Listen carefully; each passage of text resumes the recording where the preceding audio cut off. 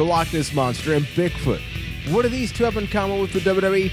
Absolutely nothing, but they are urban legends, and the WWE does have plenty of them, so I'm going to give the floor. This entire video, these 3 boxes belong to Ryan, as he presents 5 urban legends regarding the WWE. Ryan, is there any disclaimer you want to give out before we unleash this information to anybody? Yes, so this information is all pretty much unconfirmed. So take everything with a grain of salt, but a lot of these stories and things are just fun to look at. So I'm going to present to you 5 WWE urban legends, and I'd like to get your guys' comments on it. So I'm going to start with a very tame one first, just sort of an interesting what-if scenario. And this has to do with Chris Jericho versus Fandango at WrestleMania 29. So Jericho came back at the Royal Rumble as a huge surprise, and this was allegedly supposed to lead to a heel turn.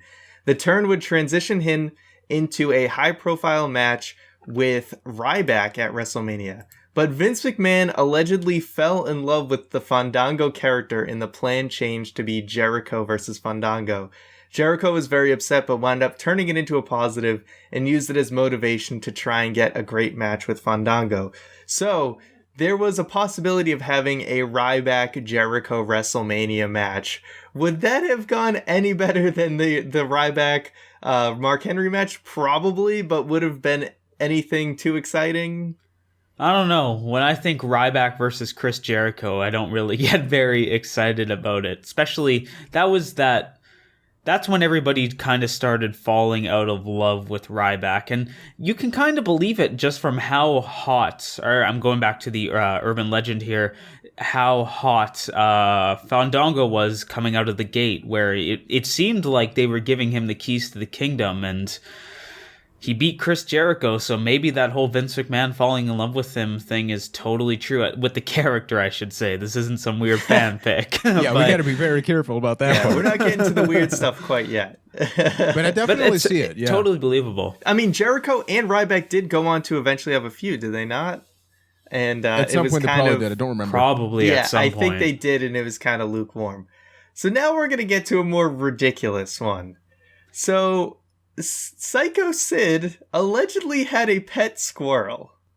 So the way this reads... Is that the urban legend? Yeah. No, it's not done yet. Okay. So Psycho Sid allegedly had a pet squirrel. According to the legend, Sid used to carry around a pet squirrel with him everywhere he went, and on a dare from another wrestler, he shoved the squirrel down his pants. The goal was to keep the animal in his pants for a minute, but about 30 seconds in, the squirrel potatoed Sid in his lower region via biting.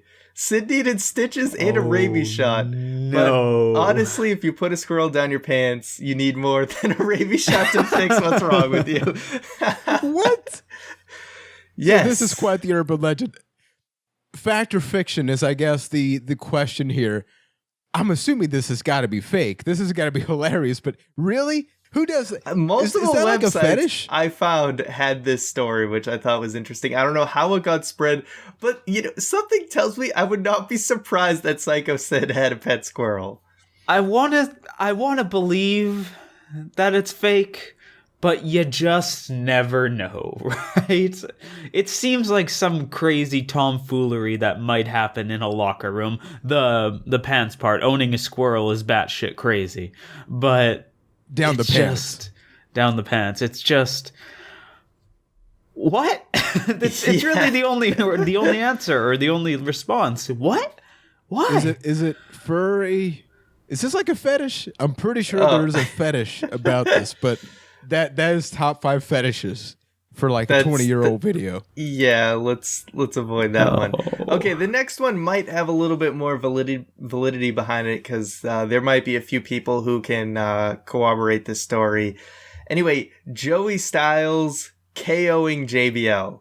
So the voice of ECW, Joey Styles, had a very infamous myth that surrounded him. Apparently, while in a Middle East trip with the WWE, Joey Styles was bothered by JBL in the showers. As we all know, back then, JBL was known for allegedly being a big bully and hazing people.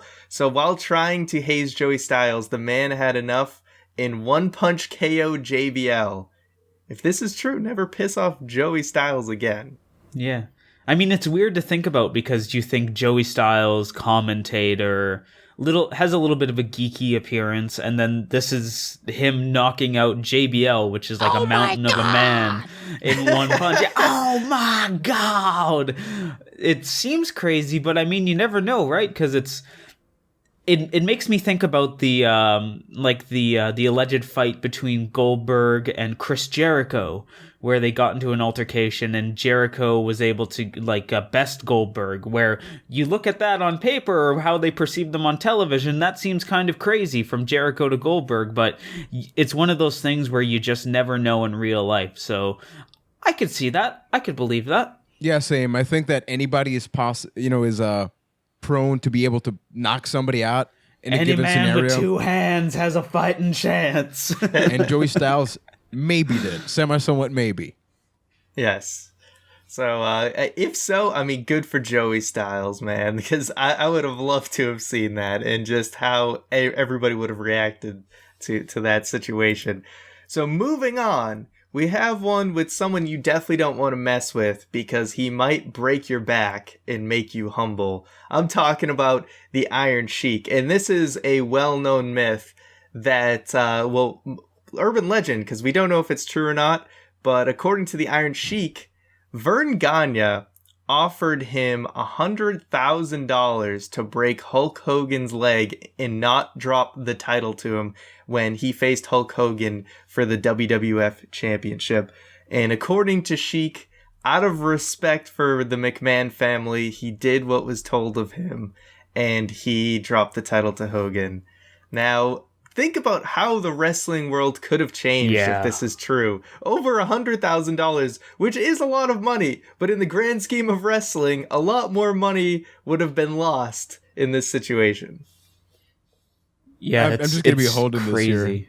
This here. Sheiky baby with the leg.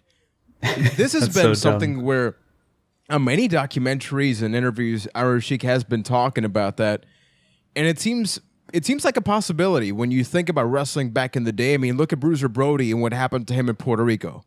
When you look at situations like that, at some point, any of this is possible because wrestling locker rooms, they always say like they're way better now than in the past. And in the past, it would not surprise me. Keith, I'll give you $50,000 to do this.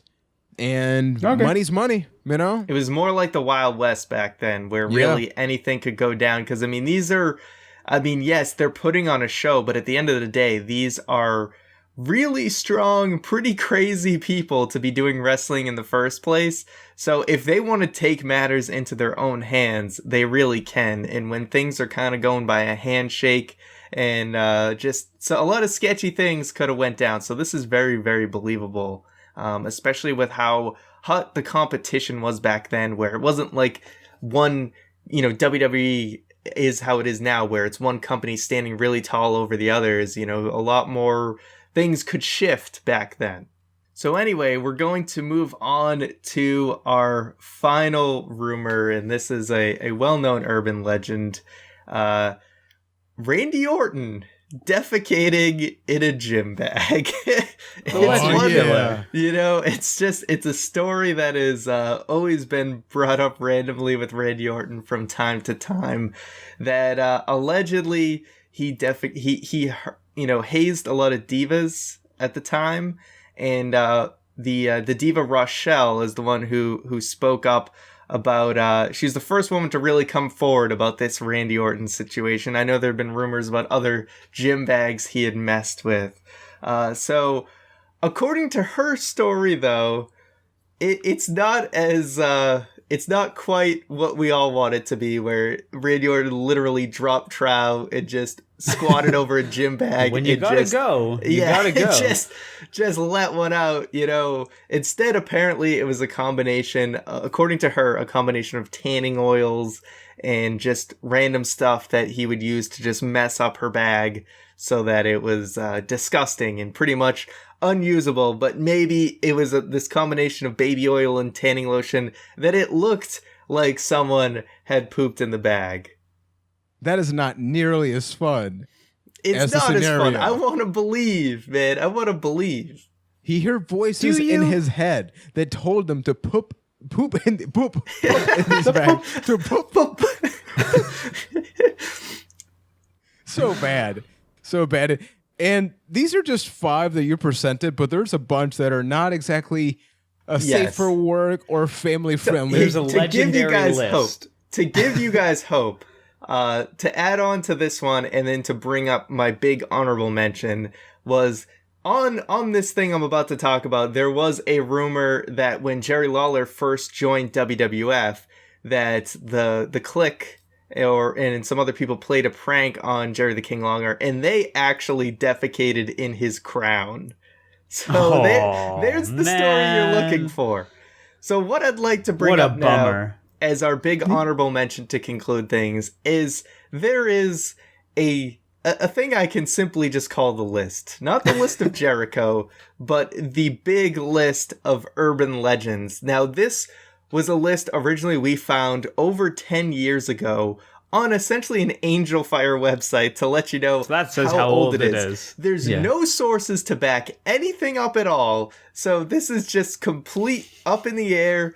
Probably almost all of them are fake, and probably almost all of them I don't want to read on this video just because they're very inappropriate. But there's one about Simon Dean in there. Yes. Well, I'm going to read just a couple of them, and then we'll link it in the description if you really want to actually read. Link it in, man.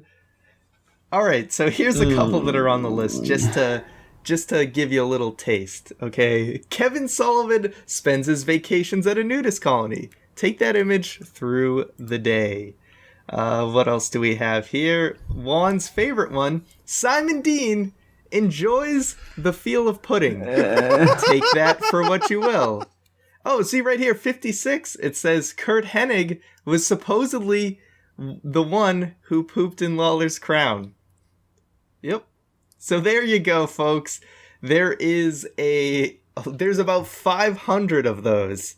A lot of them are some really, really messed up stuff, like... I need to leave now. Yes, Iron Sheik I'll see you doing later. drugs while doing a headstand. There's a lot of crazy stuff in there. Ryan, thank you so much. You did the work that many people have done, but you just did it again, and thanks to you. Now Keith is gone. Ryan, thank you. Thank you. We got rid of Keith, folks. It happened. He'll be back maybe at some point down the line. But thank you, everybody, for watching. If there are any WWE or wrestling overall urban legends that you know about, that you want us to know about, definitely drop those in the comments. Give us a huge thumbs up. That is the best way that if you enjoy the content, more people can enjoy that content. You can like, subscribe, check out the podcast available every single Wednesday night. We also have a channel over at vid.me/byte. You can check that out. We have a variety of gameplay videos that you can also check out. Basically, we got a ton of stuff that if you guys like, we like doing them for you, and we're going to keep doing them right here on Byte That. And hey, if you want to support us directly, you can do so by heading over to patreon.com/byte that. For as little as $1, you guarantee that we continue to grow. You get a couple of features, including exclusive behind-the-scenes updates, a raw and uncut version of the podcast, and tons more stuff. So once again, patreon.com/byte that. It may have Keith in there.